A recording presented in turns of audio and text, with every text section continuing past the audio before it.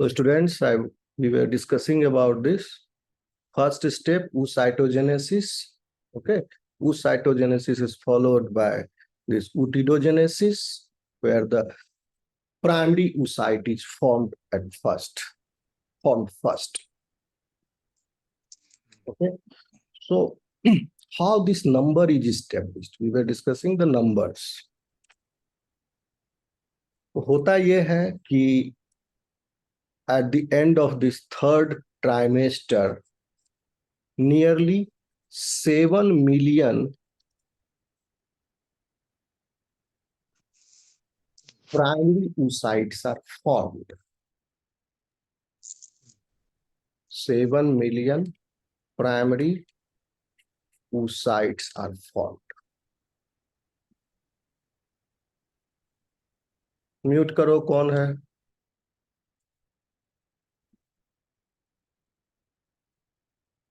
Then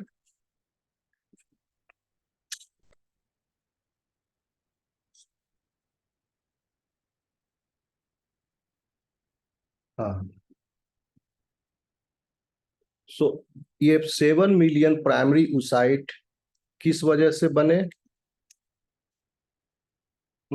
eight the time of birth, sorry the time of birth में, ये sorry यहाँ पर करेक्शन है, ये हो गया आपका 20 सप्ताह पर, 20 वीक्स ऑफ जेस्टेशनल पीरियड। तो 20 सप्ताह हो जाता है कितना महीना? 5 महीना, 5 months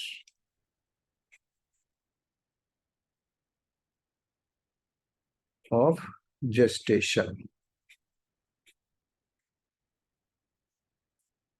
And this is the peak. अगर हम ग्राफ बनाएं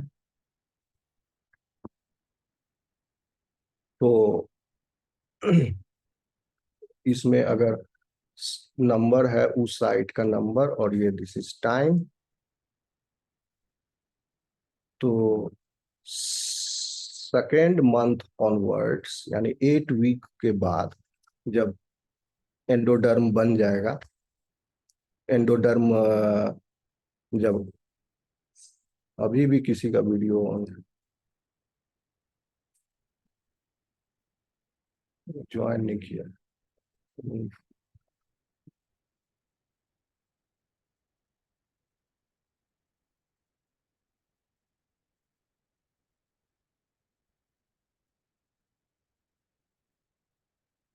ठीक है। उस एंडोडर्म को इस्टेब्लिश होने के बाद तब संख्या जर्मिनल इपिथेलियम से उगोनियम की बढ़ेगी 0 से, और 5वां महीना में तक में ये रैपिडली माइटोटिकली डिवाइड करते करते अपने पीक पर पहुंच जाएगा जो कि 7 मिलियन है।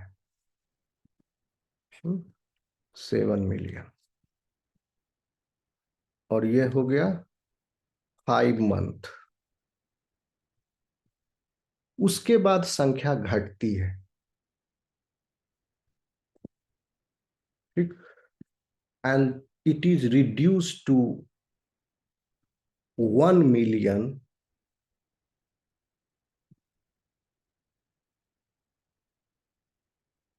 at the time of birth, 9 month। ठीक, 0 से 7, 7 से फिर 1 मिलियन हो गया। और female gamete, mature female gamete की आवश्यकता उतनी संख्या में नहीं है जितना मेल स्पर्म की आवश्यकता है, क्योंकि हर महीने टिल द मीनोपॉज फीमेल को सिर्फ एक ही मैच्योर एग की जरूरत है, आवश्यकता है प्रोड्यूस करने की। तो suppose if a female attains the puberty and menarche starts at the age of 12, suppose ठंडे कोल्ड क्लाइमेट में ज्यादा एज पर शुरू हो मिनार्की आती है, और गर्म देशों में कम एज में मिनार्की आती है। तो ये 12 इयर्स में स्टार्ट हुआ, पर मंथ एक एग प्रोड्यूस करना है, and menopause suppose comes around 45 years of age, तो ये गैप हो गया 33 ईयर्स का फीमेल्स के लाइफ में। तो 33 ईयर्स में कितना महीना हो गया? करीब करीब 400 महीना। भारतीय 36 360, और प्लस भारतीय 36 360 प्लस 36 396 मंथ्स। तो आप देखिए कि एक फीमेल को पूरे लाइफ टाइम में लगभग 400 ही एग की आवश्यकता है, प्रोड्यूस करती है। 400 बार मेंस्ट्रुअल साइकिल हुआ, 400। ठीक है, फिर 7 मिलियन बनने की क्या जरूरत है? लेकिन इनिशियली इतना संख्या में वो बन गए। और जब तक बर्थ हुआ, इनमें नेक्रोसिस हुई, एपोप्टोसिस हुई, जो हेल्दी नहीं थे उसको डिस्कार्ड कर दिया। ठीक है, इस तरह इन प्रोसेसेस के द्वारा जो 6 मिलियन प्राइमरी oocytes थे, वह डिजेनरेट कर गए। कब? जब तक बर्थ हुआ तब।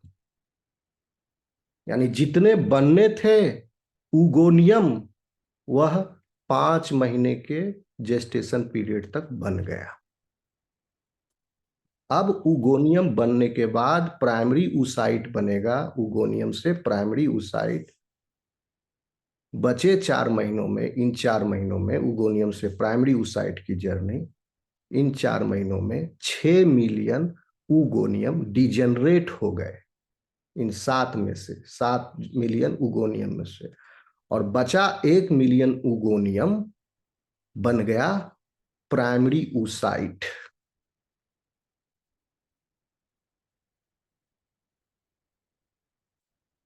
1 मिलियन।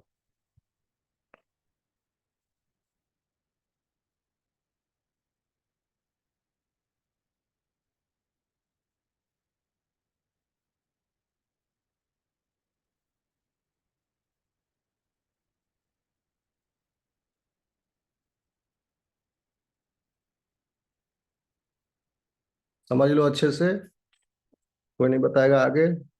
आपके खुद के बारे में है ये, ह्यूमन यूजेनेसिस एक्सप्लेन कर रहे हैं। 7 मिलियन उगोनियम से 1 मिलियन प्राइमरी oocyte है। अब फिर इस 1 मिलियन ये हो गया eight the time of birth.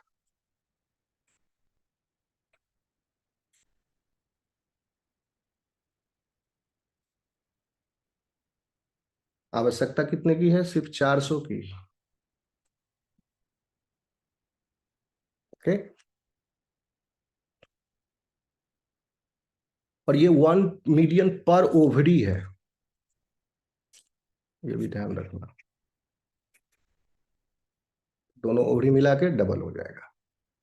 और ये 400 चाहिए दोनों ओवरी मिला करके, तो पर ओवरी 200 हो गया। ठीक है। And it has been seen that left ovary, और ये डिपेंड करता है जेनेटिक्स पर भी, लेफ्ट ओवरी ओवरी ज्यादा पार्टिसिपेट करता है ऊजेनेसिस में। एनीवे, अभी हम एक जैसा समझ के चलो। तो ये बर्थ के समय 1 मिलियन रिड्यूस हो गया, और प्यूबर्टी आते आते ये और फर्दर रिड्यूस हो जाता है 60,000 से 80,000 के बीच में रह जाती है संख्या एट प्यूबर्टी। ग्राफ को बनाएंगे, फिर फर्दर डिक्रीजेस। 1 मिलियन 10 लाख हो गया, 10 लाख से फिर घट के 60 से 80 हजार रह गए आपके oocytes। ओके। एंड इट ये डिक्रीज होते गया, और मैच्योर चाहिए 400 के लगभग पूरे विमन के लाइफ में। तो बचे ये, इनके साथ क्या हो रहा है? जो बच गया ये सब जा रहे हैं एट्रीसिया में, जिसे हम कहते हैं डिजेनरेशन। एट्रीसिया, रेस्ट oocytes गो एट्रीसिया। यहां भी एट्रीसिया हुआ, यहां भी एट्रीसिया हुआ है। स्टूडेंट समझ में आ रहा है? कुछ पूछना है आपको?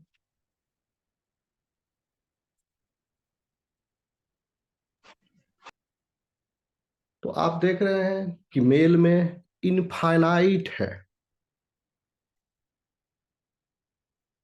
मेल गैमेट की संख्या, पर डे ही उतना है, लाइफ लॉन्ग करते रहेगा तो इनफाइनाइट नंबर, पूरे life long male infinite number of sperm produce करेंगे। लेकिन फीमेल में ये फिक्स्ड है, इतना ही करेंगे। ओके। और ये फिक्स हो जाता है, finite number of oocytes eight the time of birth only. ठीक है। और अब और इसमें चेक पॉइंट्स भी है, अरेस्टिंग स्टेजेस, उसको हम नेक्स्ट सेक्शन में डिस्कस कर रहे हैं। Sorry, now this is over oocytogenesis. After oocytogenesis, ootidogenesis follows. This is the succeeding phase of oocytogenesis. इसमें क्या होता है कि primary oocyte, this primary oocyte develops into otid through several stages. Okay. यहां पर एक चीज याद रखिए, जब ऊगोनियम से प्राइमरी oocyte का डेवलपमेंट हो रहा है तो this is the meiosis process, and in this meiosis process, meiosis 1, this meiosis 1 does not complete till puberty. Birth के टाइम पर स्टार्ट हो गया मियोसिस, तुरंत वो प्रोफेज 1 स्टेज में पहुंच गया, और प्रोफेज 1 स्टेज के डिप्लोटीन स्टेज में, प्रोफेज 1 के भी डिप्लोटीन स्टेज में जा करके ये अरेस्ट हो गया, रुक गई है मियोसिस 1 की प्रक्रिया। मियोसिस 1 यहां पर हॉल्ट हो गया, अरेस्टेड। ठीक। अब यहां मियोसिस 1 कंप्लीट नहीं हुआ, प्रोफेज ही कंप्लीट नहीं हुआ, और ये प्रोफेज तब कंप्लीट होगा जब इसे हार्मोनल एक्सपोजर मिलेगा, तब, जैसे LHFSH वगैरह। लेकिन बर्थ के टाइम पर तो LHFSH है नहीं फीमेल में, वो तो प्यूबर्टी के टाइम में उसका उसकी मात्रा बनेगी बराबर। तो तब तक के लिए, बर्थ से लेके प्यूबर्टी के स्टेज तक, फर्स्ट मीनार्की स्टेज तक, यह सेल डिवीजन रुका हुआ रहता है, अरेस्टेड है प्रोफेज 1 के डिप्लोटीन स्टेज में। किसका? सारे प्राइमरी oocytes जो बने थे उनका।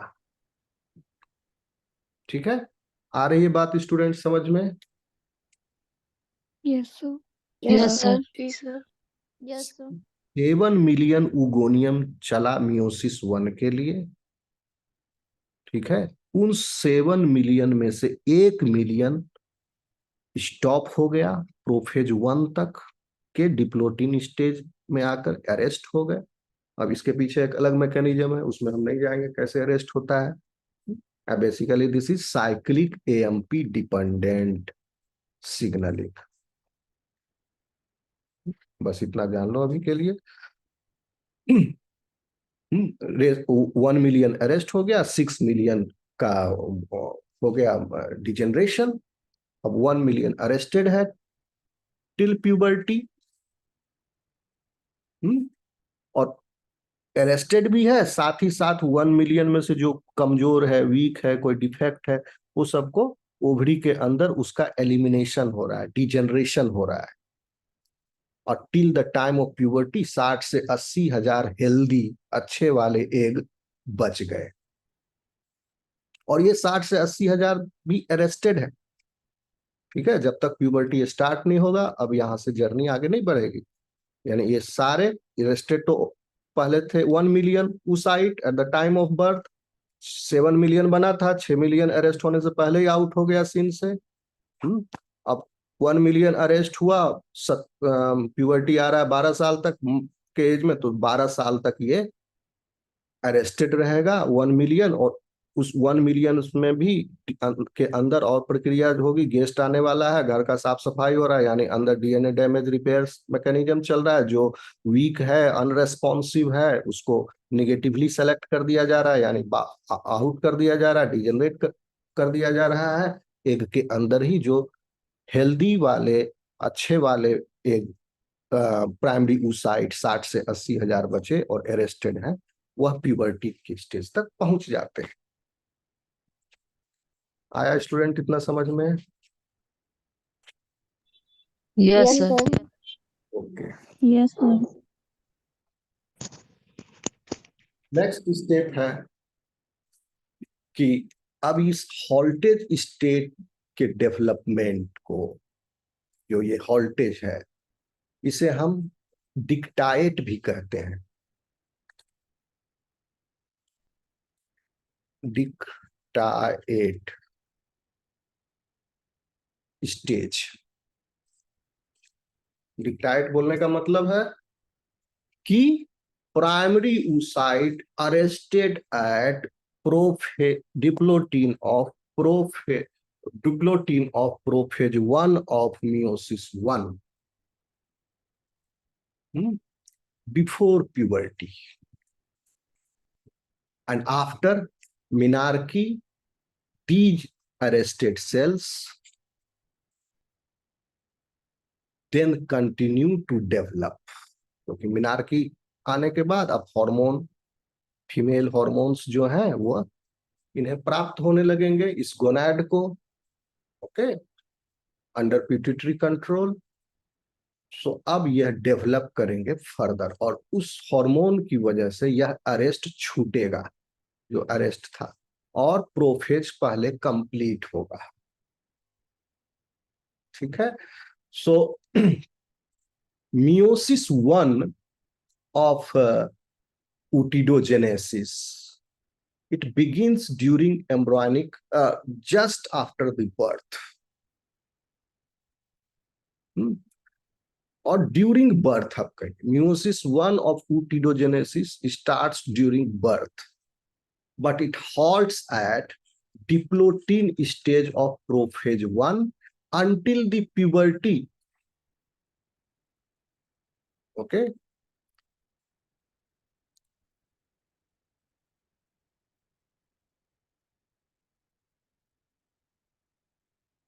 अंडर हार्मोनल एक्सपोजर अब meiosis 1 इसका कंप्लीट हो जाता है।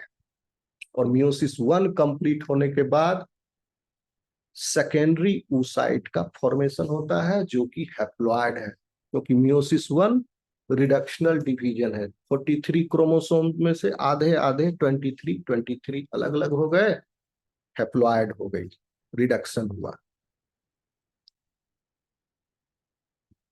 ठीक है।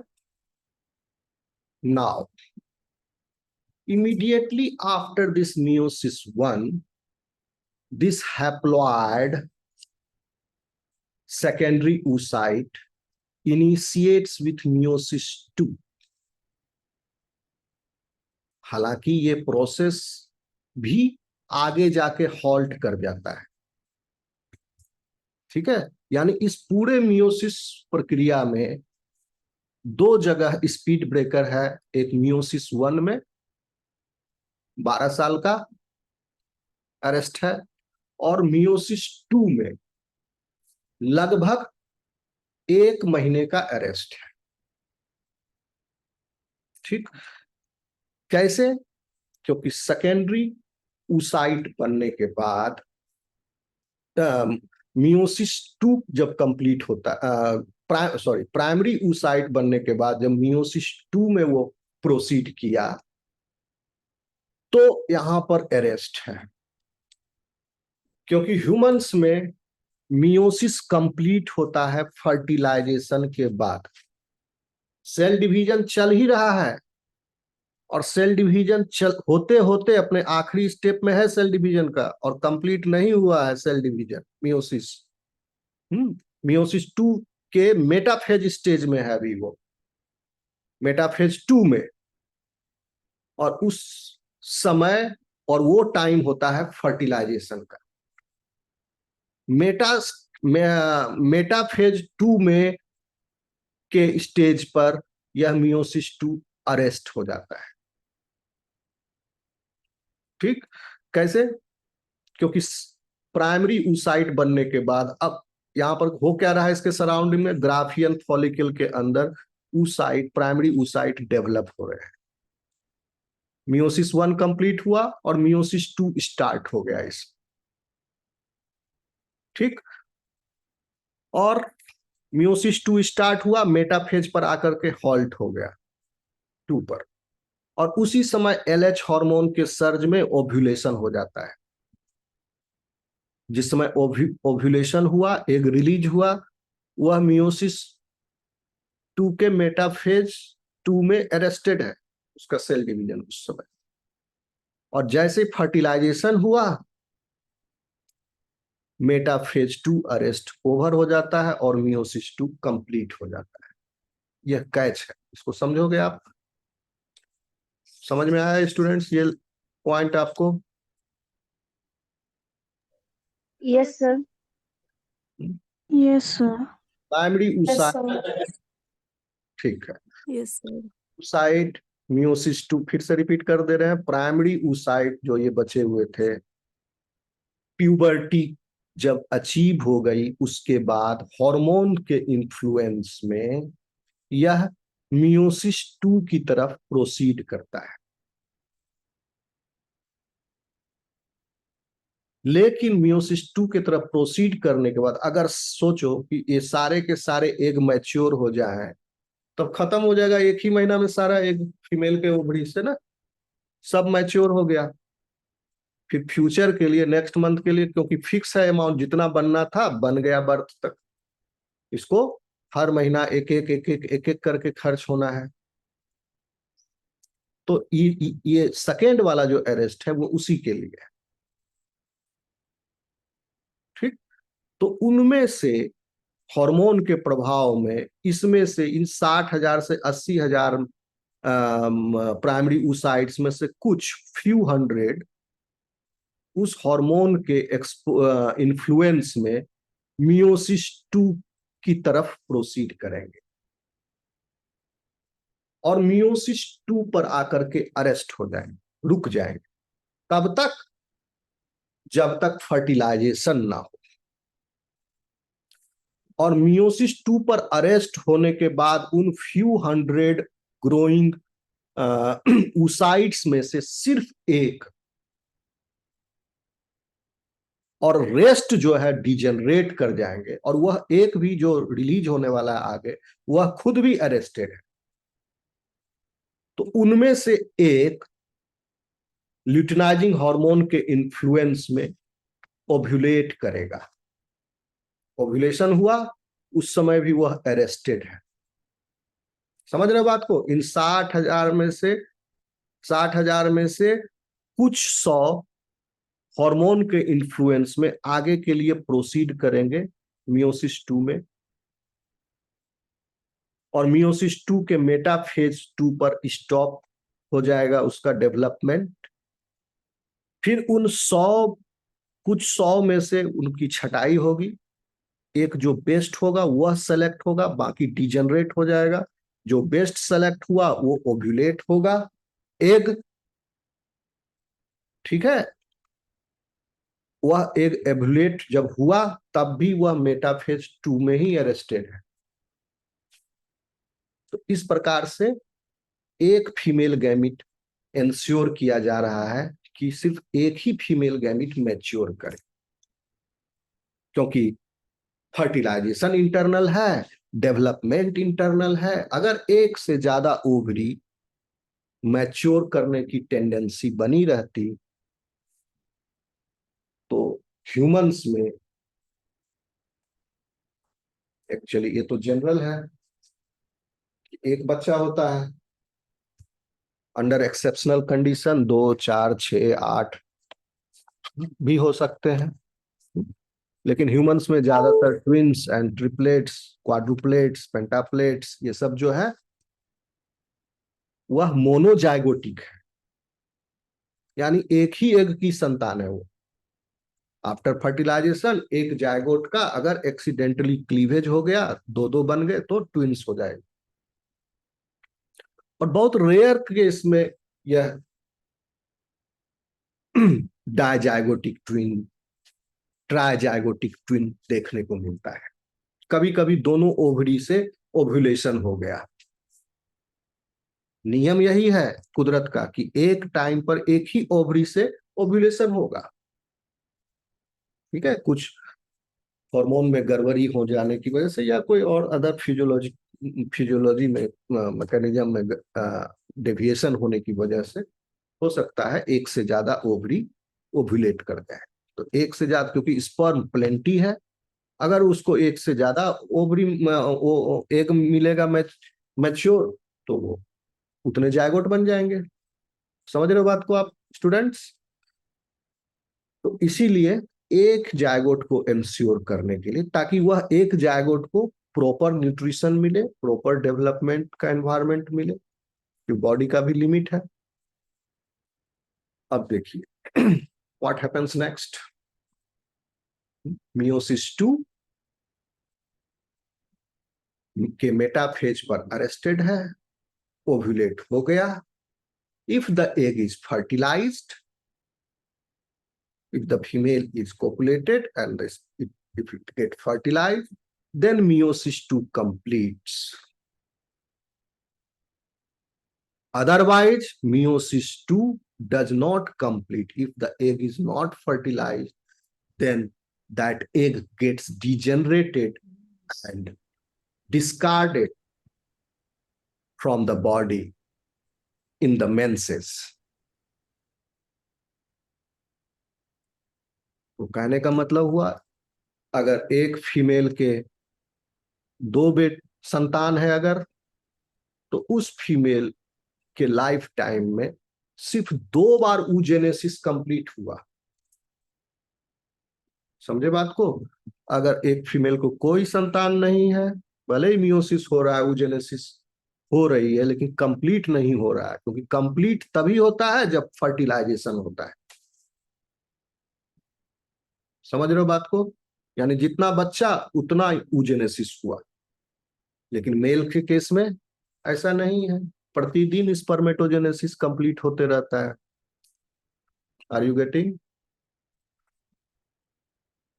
Yes, sir. Yes, sir. So Yes. what happens if the egg is fertilized? Then the zygote develops. If it is not fertilized, then it is degenerated and released in the menstruation. And the secondary oocyte does not complete meiosis 2. Hence, it does not become an ovum, that is a mature oocyte. Okay, mature oocyte only develops when fertilization is ensured. Okay, after the completion of meiosis 2, these polar bodies get degenerated, क्योंकि इनकी आवश्यकता नहीं है,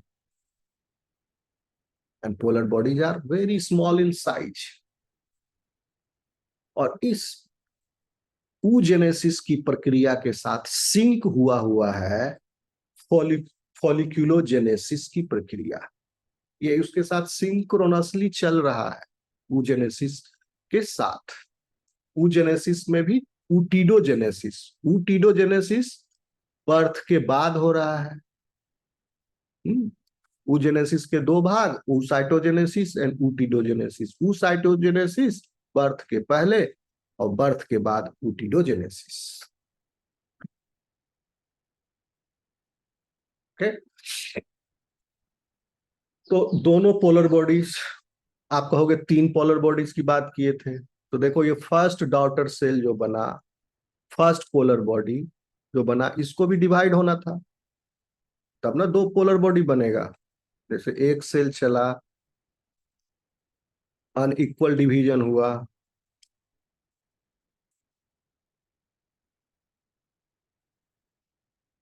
तो ये जो first generation का दो दो डॉटर सेल था, जिसमें एक polar body and primary oocyte, तो इसको भी 2 बनना था, तब जाके 4 होता डॉटर सेल, 1 2 3 4। लेकिन ये जो डिवीजन है ये होता ही नहीं है। प्राइमरी पोलर बॉडी का डिवीजन होता है नहीं, वो डिसइंटीग्रेट हो जाते हैं। और सेकेंडरी पोलर बॉडी तब बनता है जब फर्टिलाइजेशन हो जाता है, तब बनता है, क्योंकि सेकेंडरी पोलर बॉडी का मतलब है मियोसिस 2 का कंप्लीट होना, और मियोसिस 2 कंप्लीट होता है फर्टिलाइजेशन के बाद। तो फर्टिलाइजेशन के बाद सेकेंड पोलर बॉडी बनता है, तो second polar body is also disintegrated, is not required. Okay okay, so इस प्रकार आप देख रहे हैं कि maturation takes place after puberty, and the final step of this maturation takes place only after the fertilization. Okay, students, are you getting? Yes, sir. Yes, sir. Yes, sir. Sir. अब इसमें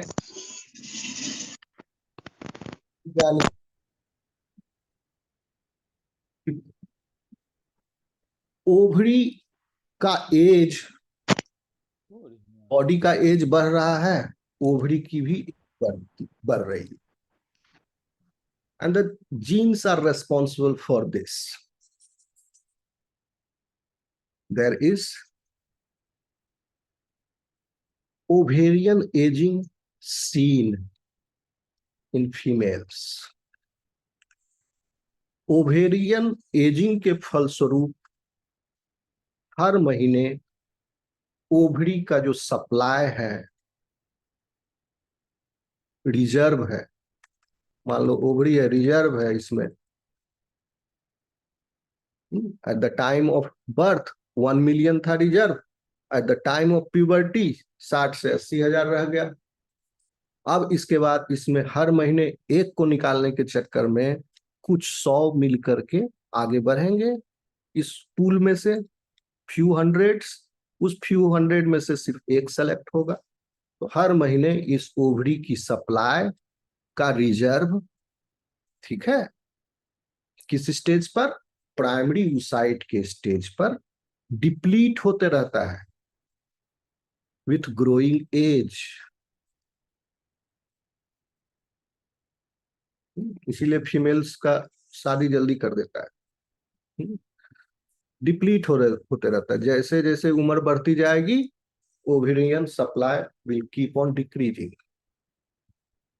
और एक वक्त ऐसा आएगा जब ओवरी का supply exhaust कर जाएगा, सारे प्राइमरी oocytes खत्म हो जाएंगे। ठीक, मेरी आवाज आ रही है students? Yes, sir. Yes, sir. Yes, sir. यहाँ नेट थोड़ा सा अनस्टेबल दिखा रहा है, इसलिए पूछ लिए। ठीक है, तो एक टाइम आएगा जब ये ओवेरियन सप्लाई खत्म हो, और वह टाइम कहलाता है मीनोपॉज। मीनोपॉज क्यों आता है? इसी वजह से आता है, अब बचे ही नहीं प्राइमरी oocyte, ओवरी खाली हो गया, खोखला हो गया, काम का चीज जो था उसमें वो खत्म हो गया, अंदर हवा भरी रहेगी।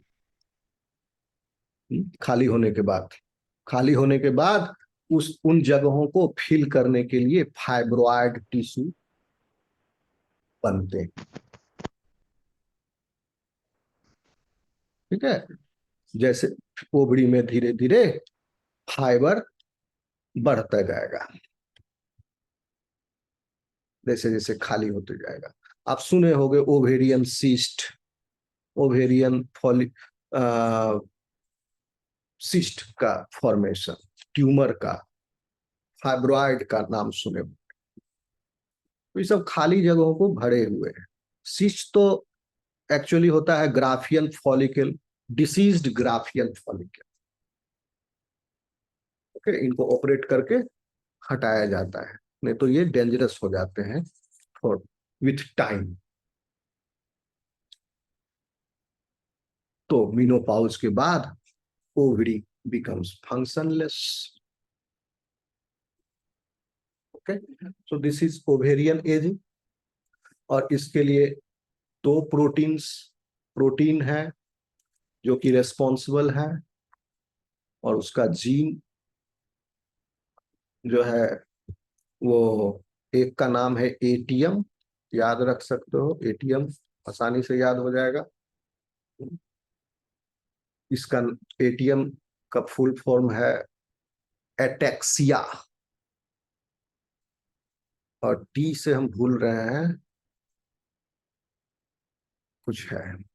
लेकिन बेसिकली ये सीरीन थ्रियोनिन काइनेज एंजाइम है। जीन का नाम है एटीएम, और एक जीन है जिसका नाम है BRCA1, CA1। यह जीन जो है इसका नाम है breast cancer type 1 susceptible gene. इसके प्रोटीन प्रोडक्ट का नाम है breast cancer type 1 susceptible protein. यह प्रोटीन ह्यूमन में 20RCA1 जीन से एनकोड होता है।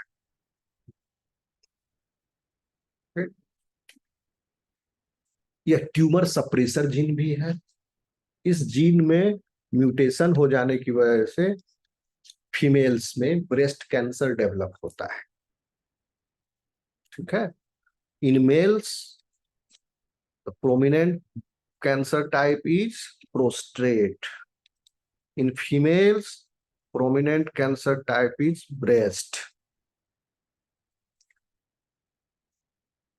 ठीक है, अब देखिए BRCA1 और एटीएम के फंक्शन की वजह से, क्योंकि इनके प्रोटीन प्रोडक्ट जो है उनका बहुत ही क्रिटिकल रोल है ओवरी को बचाने में,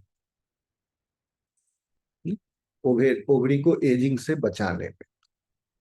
लेकिन इनके म्यूटेशन से, क्योंकि रैट में, माइस में एक्सपेरिमेंट किया गया, फीमेल माइस में इन दोनों जीन में से किसी एक को, या बारी बारी से कॉम्बिनेशन में किसी एक को म्यूटेट करा के दूसरे को फंक्शनल रख के, या दोनों को म्यूटेट करा के या दोनों को फंक्शनल रख के, under different circumstances and given condition, ये देखा गया है और माइस में पाया गया है कि यह दोनों जीन उत्तरदायी है एक हेल्दी ओवरी के स्टेट को मेंटेन रखने के लिए। ठीक है, और इनमें म्यूटेशंस आने की वजह से अर्ली मेनोपॉज हो जाता है।